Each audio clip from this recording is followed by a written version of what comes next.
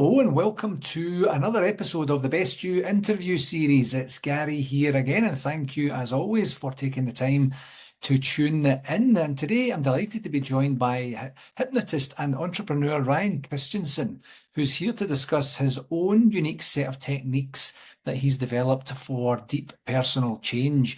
Ryan has worked with hundreds of high achievers and neurodivergent professionals to radically transform their mindset and shift the subconscious beliefs towards success. His analytical skills and deep insight into the human mind helped him discover a new working model of belief construction, detailed in his first book, Winner Peace: How to End Inner Conflict and Make Success Inevitable. I love that title, Winner Peace.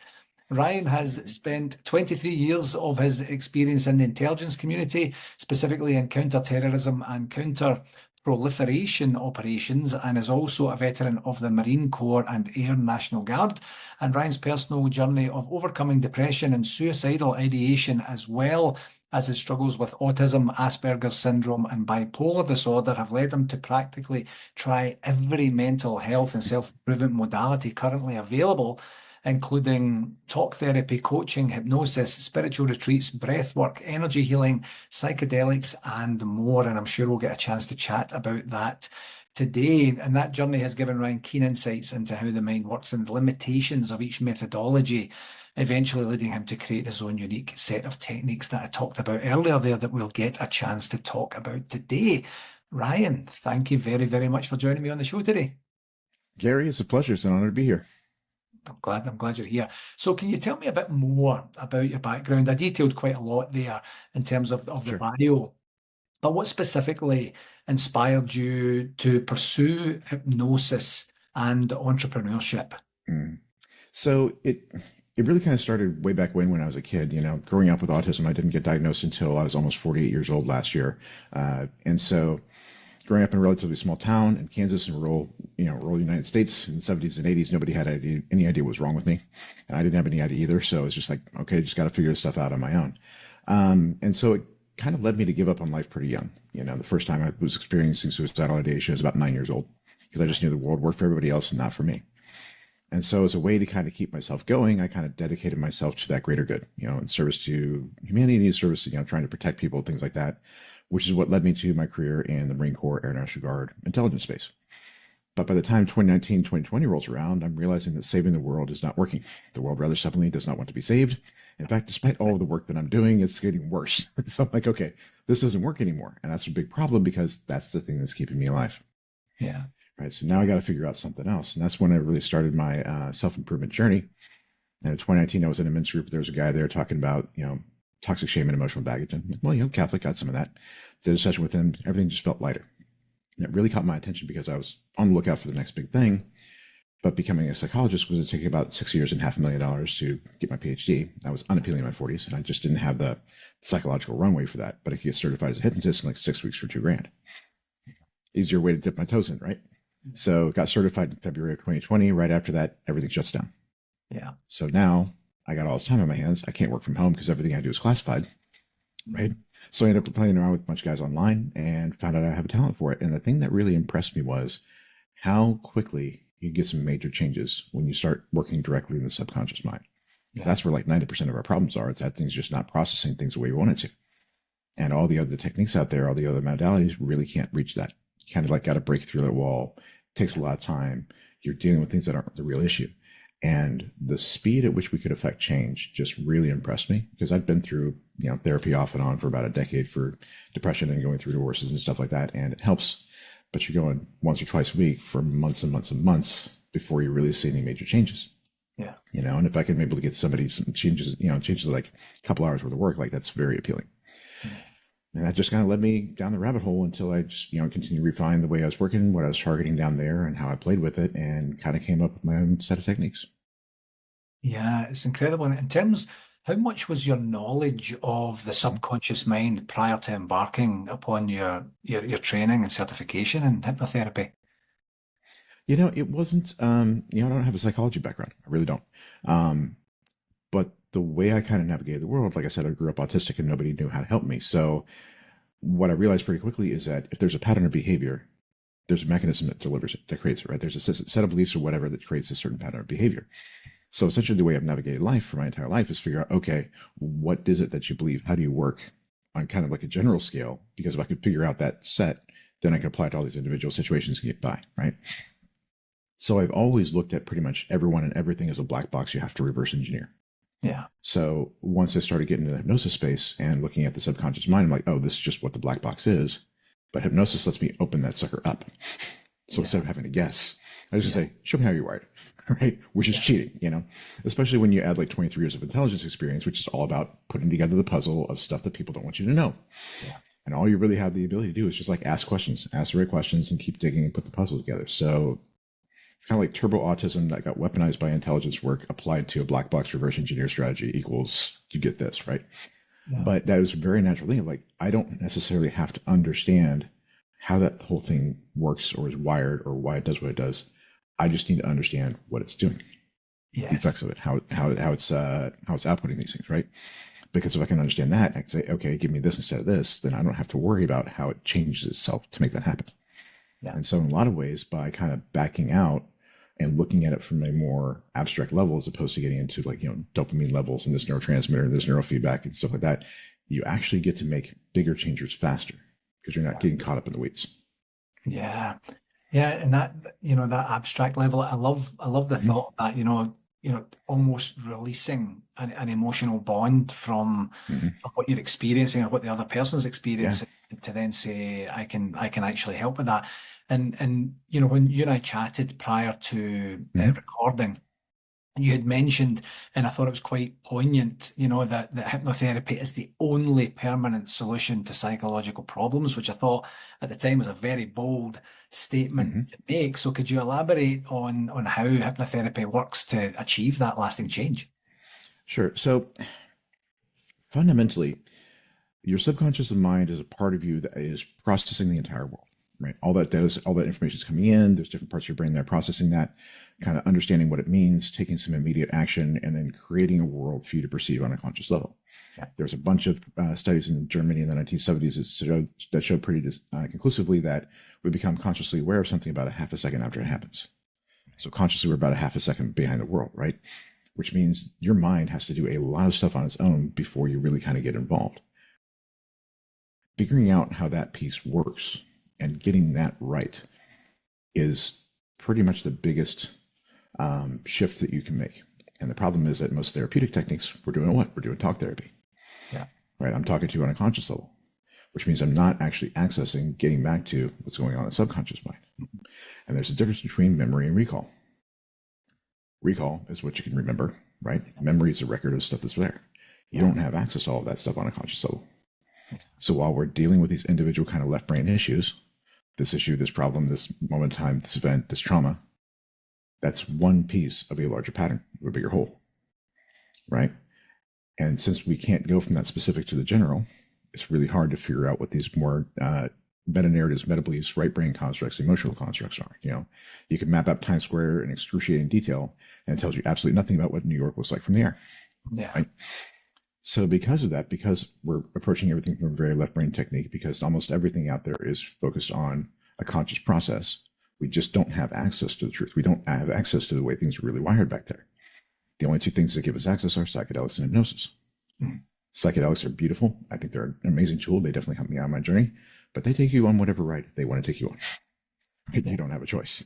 You know, set and setting kind of helps, and you know, you got somebody on there for the ride, it kind of helps, but you've only got the tools that you have with you while you're in there. Really hard to do work on your own when you're there. And once you're back, even though you've got this bunch of insight, you create a bunch of new possibilities for yourself, you're now back in that space where you're trying to do that conscious process again. Yeah. Right. So hypnosis is the only tool that gives us that sustained access to the unconscious mind in a targeted and directed way. Most hypnosis work is based on suggestion and persuasion.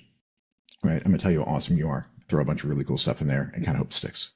But there you've got a new belief set competing with an old belief set. And the old beliefs have a lot more evidence, so this usually falls away. So you can make some adjustments. It's really good for creating new possibilities. Stuff like breaking habits, great for that. Smoking, absolutely phenomenal. But in terms of making the really major shifts, even that has some limitations.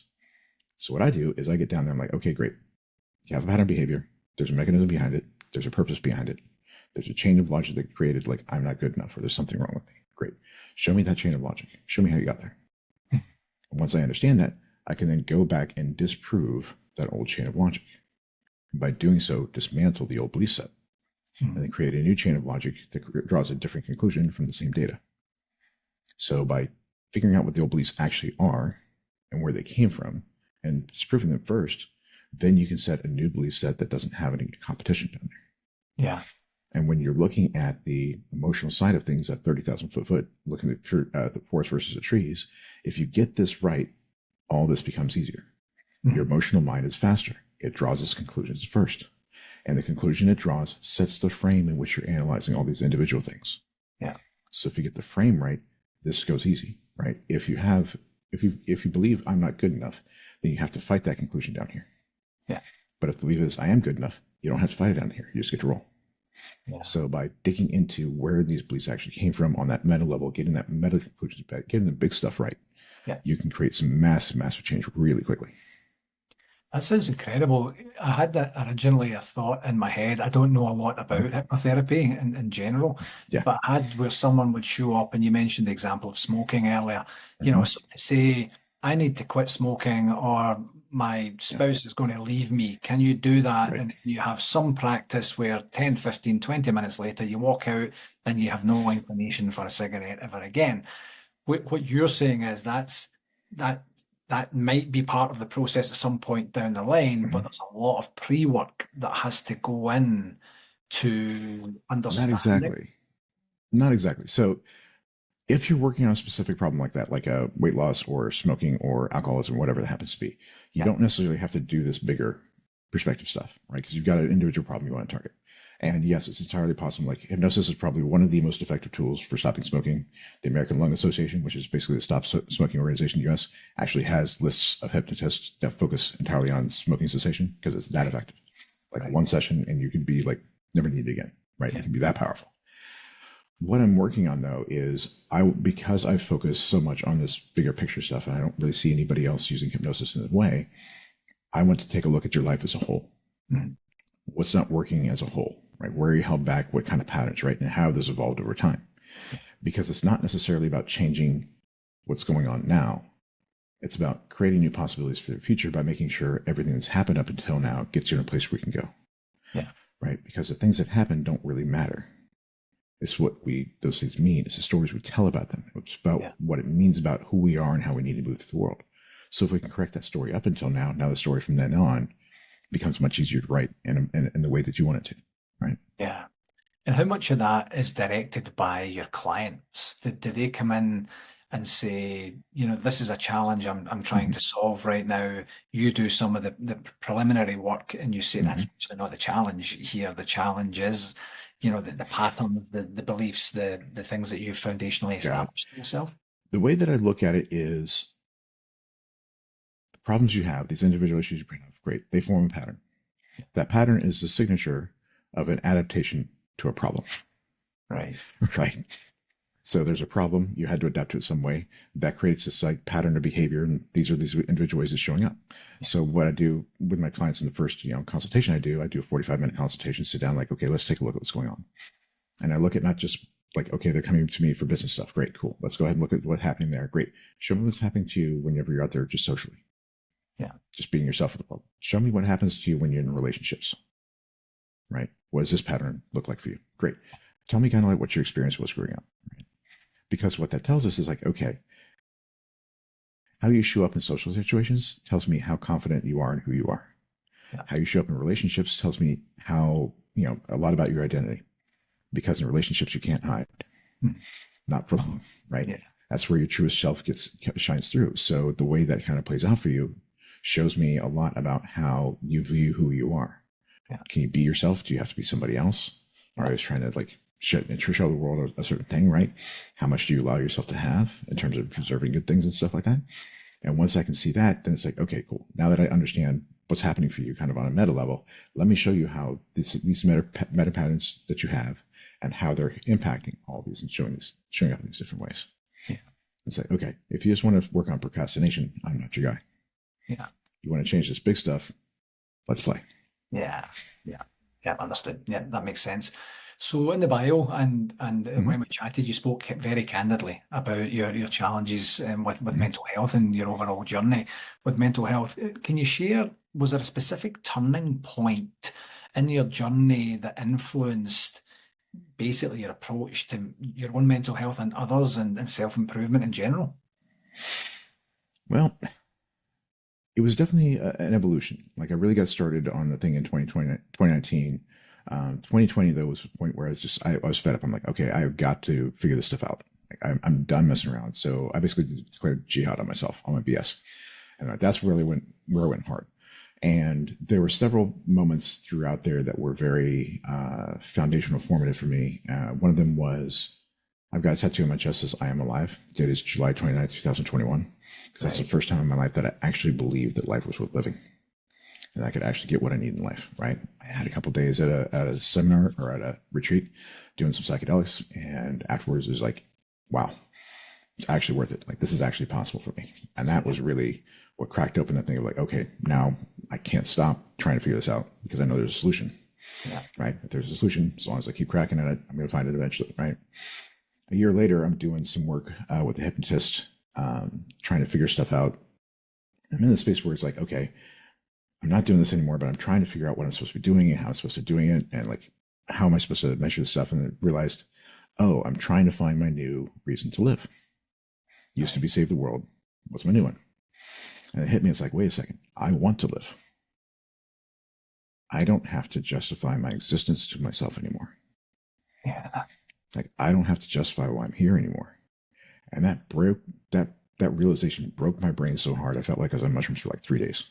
It was such a foundational concept that my brain had, okay, we have to rewire everything Yeah. to come up to adjust this new reality. And, through that, I'm realizing, okay, wow, like so many people are trapped in the same kind of thing. They just don't see it as clearly. Yeah. They haven't had like the actual suicidal ideations. Things have just been like, oh, I've been really depressed. Things weren't worth it for a while. But one of the other very interesting things I found out is that because I'm autistic, I can't lie to myself. Okay. I can't lie to myself. I can't pretend that just because things are better, they're fixed. Right. Yeah. A lot of people get stuck in the space of like, okay, things are better than they've ever been. Therefore, I'm good. Therefore, I'm fixed. Therefore, I don't have to do anything more. Yeah. I'm happy with what I've got. Right. It's like, no, you're nowhere near where you could be. Right. Yeah. That's one of the big things that really is like, oh, wow. Like, I didn't realize how easy it was for people to talk themselves into being okay with the way things are. Yeah. Because to me, I could never do that. I'm like, no, that's just not how things are. And sometimes it's one of the most frustrating things of trying to help somebody understand. It's like, no, like, yes, this is what's going on. Yes, you're doing okay. And this is where we could be, you know? Yeah. So let's talk about that a wee bit more. Mm-hmm. Like from being okay, from being I'm good, I'm Yeah. fine. I have many conversations like that with Yeah. friends, family, colleagues, clients, and Mm-hmm. such to go, yes, yes, you are. Now, Mm-hmm. I don't want any more for you than you want for yourself. I can't force myself Right. on anyone else in any kind of way, shape, or form. But when you get to that spot where you're not supposed to judge, but you're making some level of Mm-hmm. qualification or quantification of where things are at, and the person kind of says, "Stand down, like Mm-hmm. leave me alone. I wanted to get to this spot. I'm okay now." Yep. What's your thoughts and feelings on that? How often do you see that, and what do you do about that when you say to that person? Or in some way communicate with that person, maybe it's not through verbal actions, you're actually not okay. We've papered over a crack here. We've just, we've kind of filled in something temporarily, but Mm-hmm. this is not foundational. Man, that's a hard space. One of the biggest concepts that I put forward in my book and that I talk about a lot is that there's this idea that emotions are pain, right? Emotional pain comes from emotional wounds caused by emotional trauma, right? And when emotions are pain, when you've experienced a lot of that severely, especially when you're young, don't have the capacity to escape that, that starts triggering those survival mechanisms, right? That fight and flight, and Yeah, that stuff is going on. And when that happens, that means a couple of different things. Number one, it's really hard for you to engage with these negative emotions. yeah, Really hard for you to go there because it's painful and your first instinct is run. But the other thing that happens is I look at emotions as essentially your mind asking a question, asking for help to solve a problem. So if you can't engage with that, you're telling your mind, not only can you not solve it, I can't help you solve it. Yeah. So now there's areas of your life where you just can't go. Yeah. And a lot of this, what happens is our mind's like, okay, I'm not going to allow you to put yourself in a position to trigger these painful things because I don't know how far deep in that hole you're going to go if I do. Yeah. Right? Because a lot of what happens is like, oh, if I try and go for the thing that I want, really go for, take that big shot and I miss, then it proves I'm not good enough. I can't deserve it. I'm going to screw up, whatever that happens to be. Down that hole I go. Yeah. And emotions kill. They do. You know, over 300,000 people lost their lives last year in the United States to deaths of despair. You know, drugs, alcohol, suicide. And it's a very real threat. You know, your mind treats it as a very real threat because it is. So a lot of times when somebody's like really resistant, it's like, okay, fair enough. You don't want to go there. I'm not even going to bother touching it because it's not safe for you to have that. But oftentimes, if you're dropping those things in, that plants that seed of like, okay, this could be a problem. Because what's really happening is they're being stuck in sort of a catch-22. They can't really go for what they want. Can't really go big because the possibility of, you know, what happens if I fail is too extreme. Yeah. But everything they want is outside the cage that they're in. Yeah. Right? They're stuck in a cage. Things are great. Things are fine. You know, food on the table, you know, roof over your head, bills are paid, whatever. You got a girlfriend, things are okay. Mm-hmm. But eventually that awareness of they need something more, there's something missing. Yeah. Realizing that everything that really makes life worth living is on the outside of the cage. That's when they start going, okay, now I need to start looking, right? Yeah. But if you got a nice, comfortable cage, TV, Nintendo, you know, delivery food, you know, the whole 9 yards, it's nice and comfy, right? It's really hard to see that you're trapped. Yeah, I completely agree. You know, recently I did a couple of really brief social media posts, and it was around two things. One, myself personally being thankful for my thirst for more knowledge, my thirst for growth, you know, my ability to understand that I'll never settle. And I don't mean that in a negative way. I mean that in a positive way to say there's always going to be some other area that I could get better in something. It could be even something mundane at home or anything like that. And the second one was basically kind of building on that, actually, you know, a version of saying, if you feel like it, you can never end. There will always be something else that you can do that will help make your life more fulfilling, more value add, more strategic, more less expensive, easier, you know, more enjoyable, funnier, you know, whatever that looks like. And I was very careful with the wording, Ryan, because I didn't want to demoralize people to say, like, not that you're not going to rest, enjoy the fruits of your labor and get to a point where you're saying, this is where I thought I was going to be. I'm going to just convalesce on this. But, you know, or and, let me use and instead of but, and what's next? There's always something else that you can do. And I wonder if weaving, maybe that's part of the plant of the seed that you mentioned earlier, like weaving that in to say, there's always something else you can do. There's always something else that you can do if you so choose. Let me throw a couple of things out here because you're 100% right, and there's a trap in what you're saying. Right. Okay. Is there something more that you can always do? Yes. One of the difficulties a lot of people face is like, I've already done so much. I've already done so much freaking work. When is it going to end? Yeah. Right. Yeah. It's like, I've already done so much. It's like, when I'm not fixed yet. And so there's a certain point of like, okay, diminishing returns. How much of my work am I going to have to do to get what kind of benefit, right? Like, things are good enough. I'm okay. I'm tired of banging my head against the wall. Partly because there's a sense of hopelessness that comes in of I've done all this stuff and I'm still not fixed. Yes. Right? Because fundamentally that's the way it works. Like pretty much every technique out there that we have right now gets you to about the 20-yard line. And then you're kind of stuck spinning your wheels. You hit a wall and you're really not making more progress just because of how they're designed, the limits of them all, right? Yeah.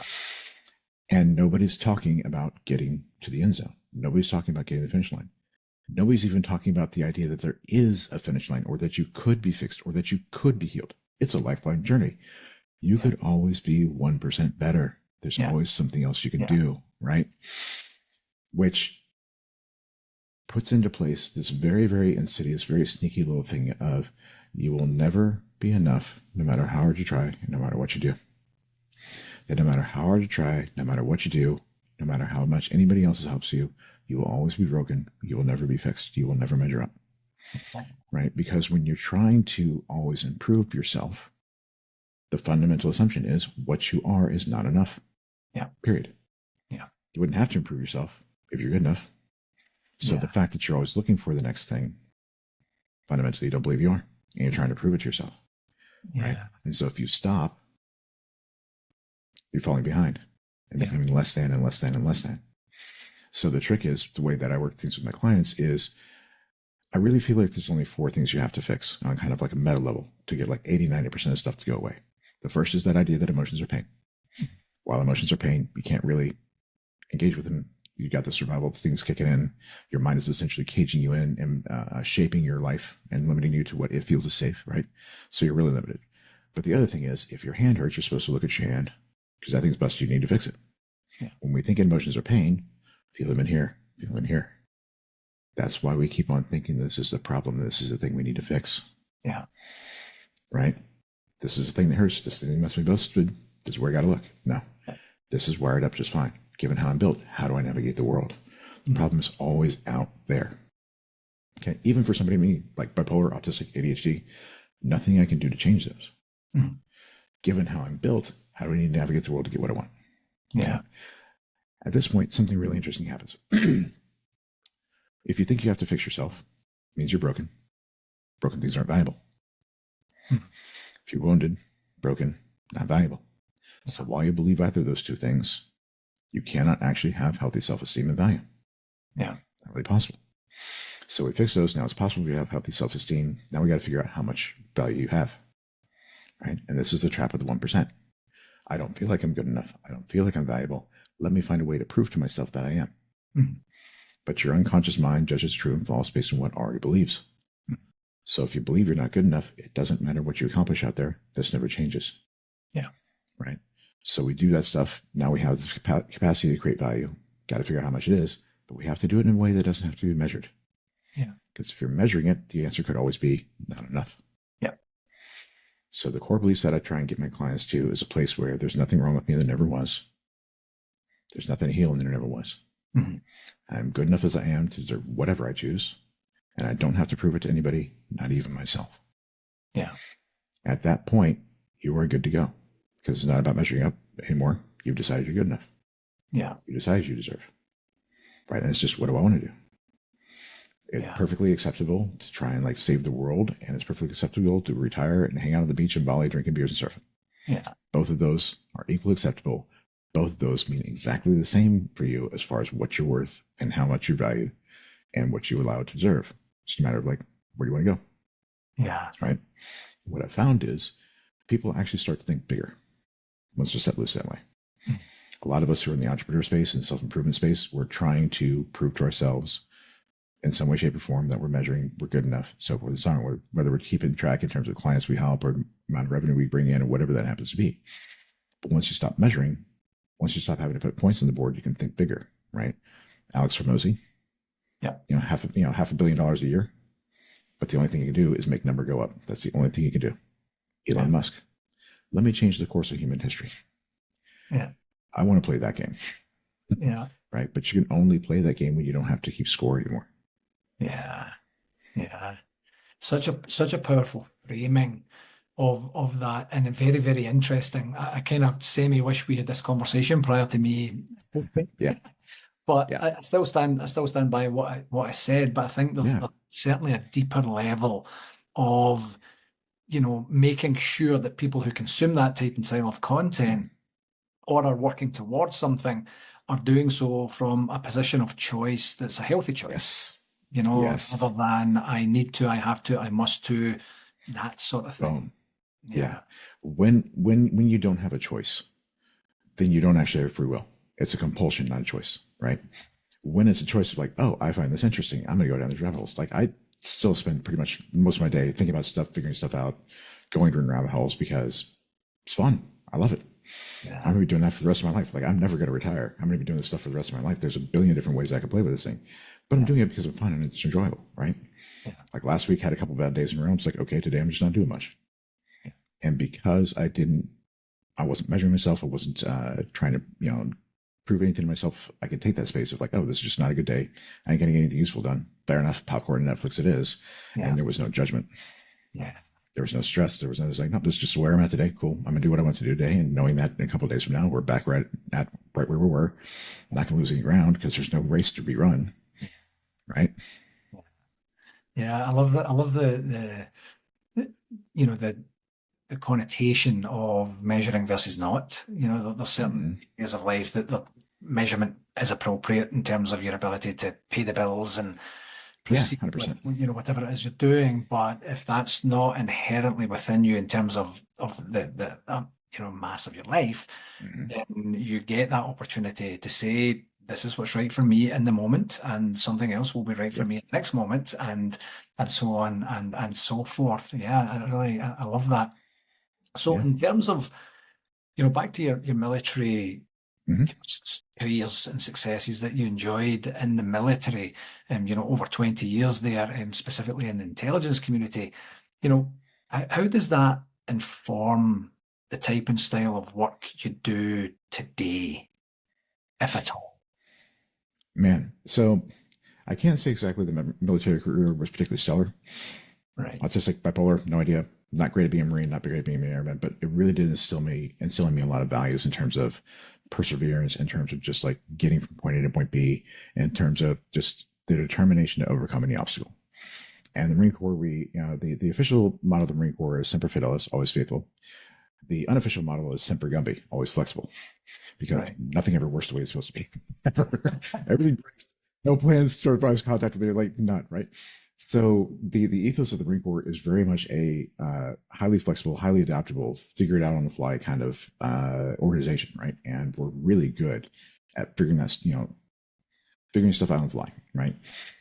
And when I was doing my intelligence work, I was basically supposed to take things from point A to point B, right? This thing needs to happen. This is what's in the way, fair enough. And so I don't care what's between point A and point B. I'm gonna get to point B. Good luck stopping me, right? And that sort of just like I will go through any obstacle really lends itself to the work I'm doing in these days because I work programmatically, right? There's a certain place we want to get you to. Great. So you pay for result, you don't pay for time. And I will work with you for however long that takes. And I don't care, right? Yeah. One client I'm working with right now, he'd been through abuse for probably 20, 30, 40 years, right? And he'd already tried a lot of other stuff and just really got nowhere. So when he came to me, it's like, all right, cool. I can help you this. I know exactly how to do this. No problem at all. Started working and we just get nowhere with the hypnosis work. Just couldn't really get anywhere at all. Yeah. So I had to do like 5 or 6 sessions, just like coaching with him and working with him and trying to pull apart different things that were holding him back to get him to a place where we could do the hypnosis work. Yeah. Right. Typically I'm, taking care of everybody in about 3 sessions or so. Yeah. It took 6 to before we could even start doing work. Right. But this last time, session number 7, right to the races. It was perfect, right? But there was a lot of foundational work that he needed to do, and I couldn't send him away to deal with other people. He'd already tried all that stuff that hadn't worked for him, right? You came to me, fair enough. I'm going to get you through it. I don't care. Incredible. And that intelligence work, the ability to just figure out what questions you have to ask to get the data you need to put together the puzzle. Yeah. Train that over 23 years, especially with kind of the way my brain has worked. I mean, that's just, it's cheating. It's cheating. It really is. Like every answer that I have is in the back of your head, and fundamentally your mind wants to help me. Yeah.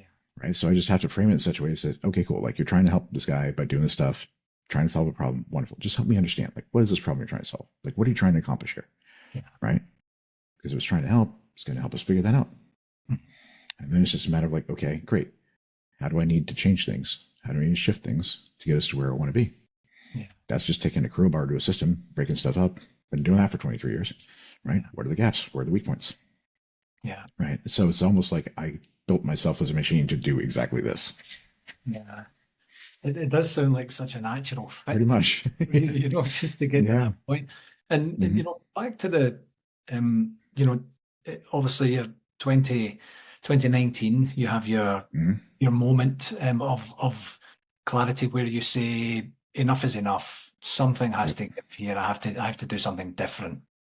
I mentioned in the bio you tried a series of different, mental Mm-hmm. health modalities to figure yourself out, to move beyond Yeah. blockers, whatever it is you were trying to do at that time.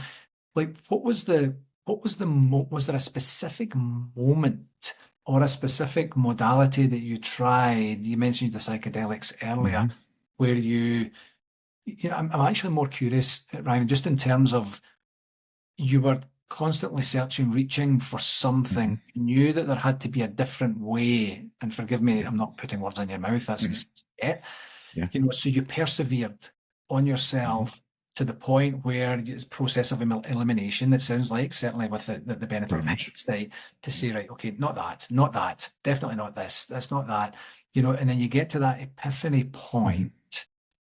How does that how does that come about? And what's your first immediate physical and emotional reaction? So I wouldn't say there was like a lightning bolt kind of moment. It was very much an evolution of a series of realizations. First one, of course, looking at that, the conscious versus the unconscious, right? Kind of realizing, okay, this is where we need to go. Another part of it was realizing, like, one of the questions I ask my clients sometimes is like, what part of you is you? Well, right? Because with stuff, I'm not getting what I want. Self-sabotaging idea. It's like, okay, well, you got your conscious mind, your rational mind, got your emotional mind, got your instinctive mind, got your neurochemistry. That's separate from all those and can mess with that. Trust me, I've been through that. Got your physical body, right? Talk about body keeps the score. Now you got an emotional body. Start getting a little woo. You talk about emotional or energetic body and astral body. Get religious there to the soul, right? So which of this is you, right? So to me, all of that is. But the thing that I realized is like, okay, wait, a problem can originate in any one of those little spaces, Mm. right? Break your leg. That's a part of your physical body. So trying to do psychological work to fix that ain't gonna work, right? Yeah. Trying to do energetic work to fix a psychological problem doesn't work, right? So what I was realizing is like all these different tools were working in different spaces to affect different things. Oh, so I'm fixing different parts of me. Perfect. So then the next thing is like, okay, where is the problem actually at?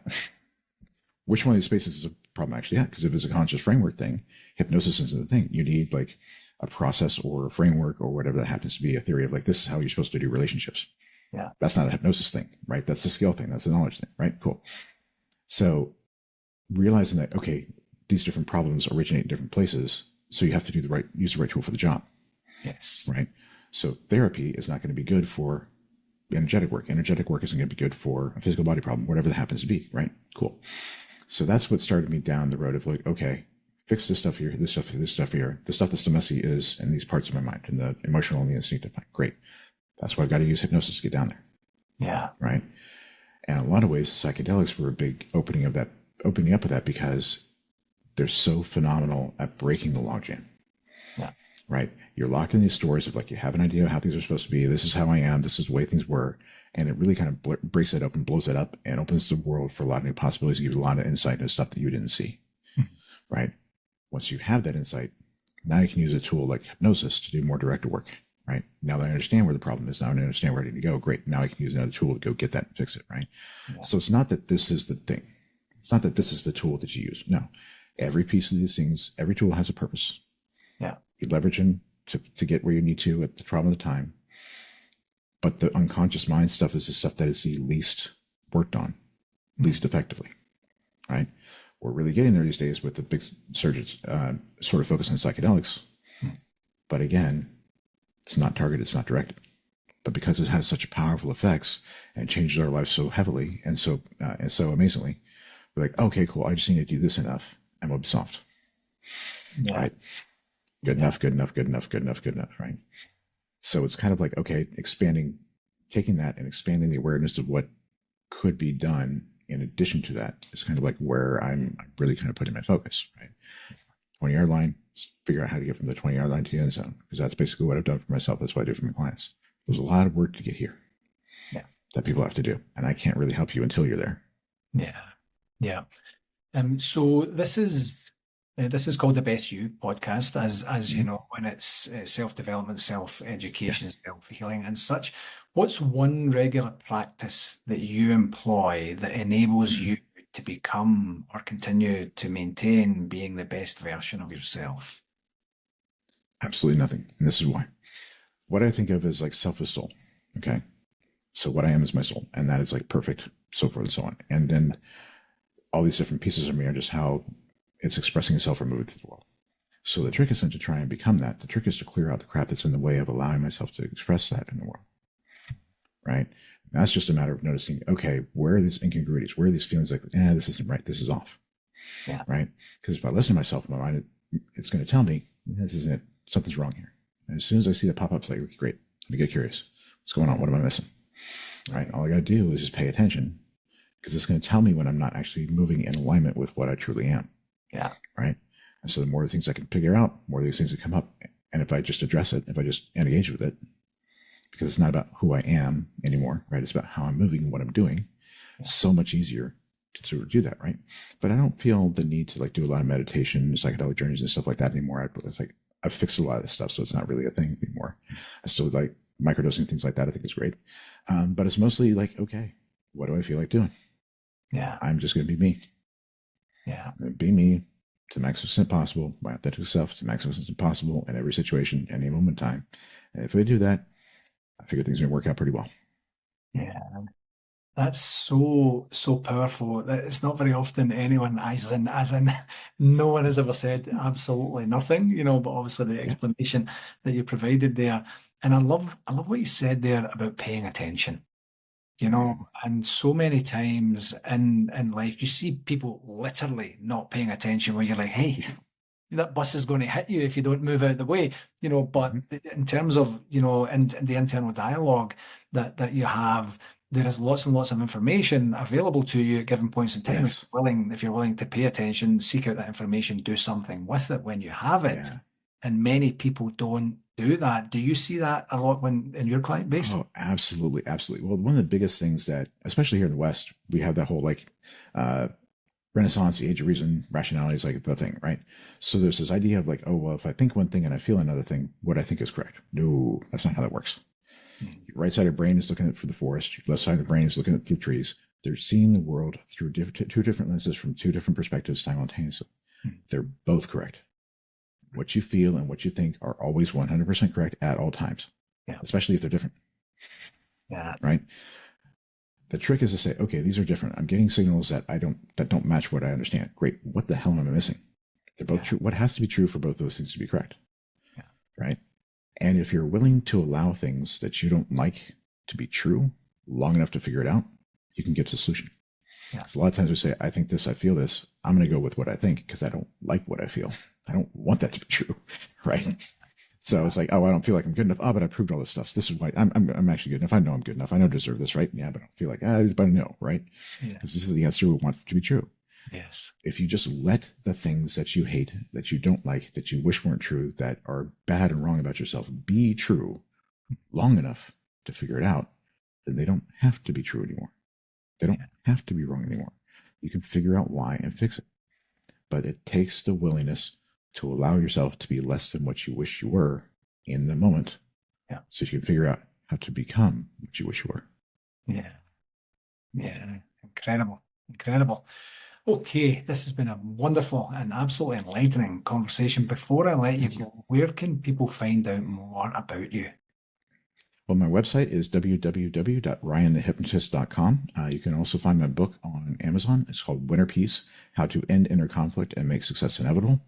It's actually going to walk you through everything I do, teach you how to look at your emotions in a different way, teach you how to figure out what's going on in your mind in a different way, show you some massive reframes about yourself being like the problem or a lot of the common things we sort of run up against in our life to get you to a point where you can just be yourself and can go fully for everything you want in life.